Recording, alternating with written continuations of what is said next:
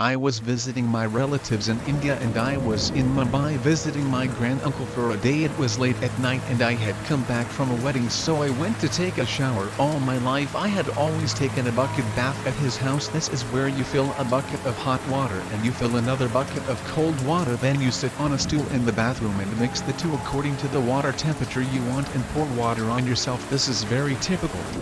In India this year my granduncle had installed a shower, so I was taking a shower for the first time in his house. I tend to take very hot showers. The problem is the bathroom was very small. It did not have any windows for ventilation, nor was there a fan, but it has always been this way all my life and I never thought anything about it. Minutes into the shower I started getting very weak and tired. In the US when I take hot showers very rarely I start getting a bit lightheaded. I know this.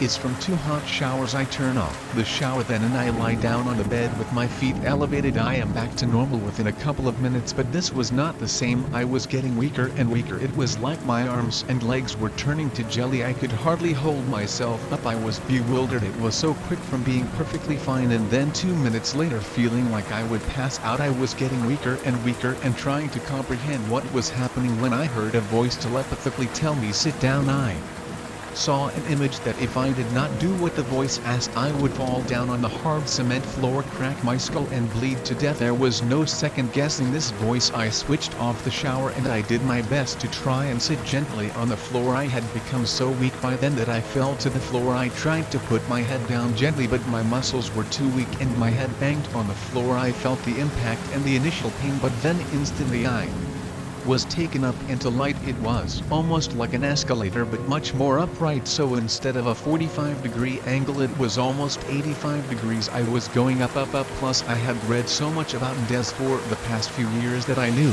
I was dying. There was no pain, nothing. If anything, I was happy that I was going to meet my son. Both my husband and son had died a few years earlier within 10 months of each other. My husband had been 48 years old but my son had just turned 18, a mere baby. As I was going up this rather upright escalator it occurred to me now that I am dead. Who would take care of my daughters? I had 2 daughters who were 20 and 21 years old. Now I thought they would be just fine. My new husband would take care of them and so I had no worries and was merrily going up to meet my son. All I can remember at this point is that I did meet him and my husband, who was in the background because I really wanted to talk to my son more than anybody else. We were able to talk for 3 hours. I know it was 3 hours because my cousin, who was also at the house, realized that after 45 minutes I still had not come out of the bathroom. Perplexed, she knocked on the door. No reply. She tried to open the door, but these doors of yours are built so strong you would need an elephant. Scared, she had run to the neighbors. They tried to open the door, to no avail. Frantically she ran out on the streets to try and get